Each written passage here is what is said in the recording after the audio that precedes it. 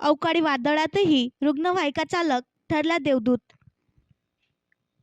टिक्कीर काळोख रात्र, अवकाळी पाऊस, सर्वत्र वादळाचे थैमान.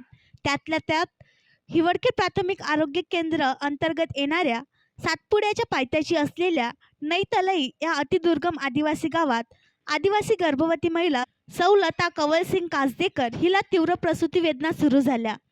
रुग्णवाहिकेसाठी 102 वर फोन केल्यावर चालक आसिफ सौदागर हे रुग्णवाहिका घेऊन तात्काळ आदिवासी महिलेच्या घरी पोहोचले.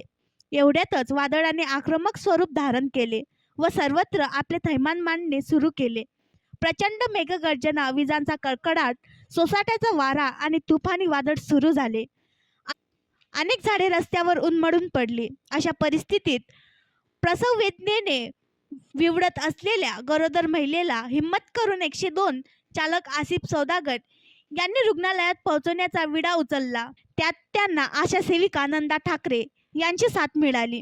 गरोदर महिला, तिच्या सोबती महिला, आशा सेविका या सर्व महिलांना घेऊन आसिफ सौदागर यांनी पुढचा प्रवास हिमतीने सुरू केला. परंतु निसर्ग त्यांना पुढे जाण्याची अनुमती देत नव्हता. ठिकठिकाणी अनेक झाडे रस्त्यावर आडवी पडली होती. त्यातल्या त्यात अतिदुर्गम आणि खस्ता हा रस्ता असल्याने आधीच अपघाताची शक्यता वाढली होती.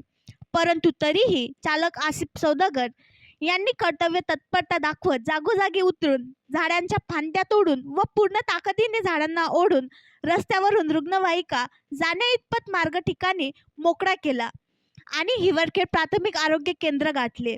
वैद्यकीय अधिकारी डॉक्टर मिलिंद गवई यांनी गरोदर महिलेला तपासून अकोला नेण्याचा सल्ला दिला. तत्काळ 108 रुग्णवाहिकेने महिलेला अकोला येथे नेण्यात आले.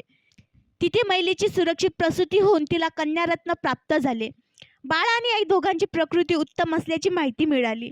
नेहमी आरोग्य विभागाच्या ढेपाळलेल्या कारभाराच्या आणि त्यामुळे अनेक रुग्ण दगावल्याच्या बातम्या कानावर येत असतात. परंतु अशा नकारात्मक परिस्थितीत आरोग्य विभागाची अशी सकारात्मक कामगिरीची बातमी मनाला समाधान देणारी ठरत आहे. आणखी नवीन व्हिडिओ पाहण्यासाठी आमच्या देशमुख एक्सप्रेस न्यूज चॅनलला सबस्क्राईब करा, लाईक करा आणि शेअर करा.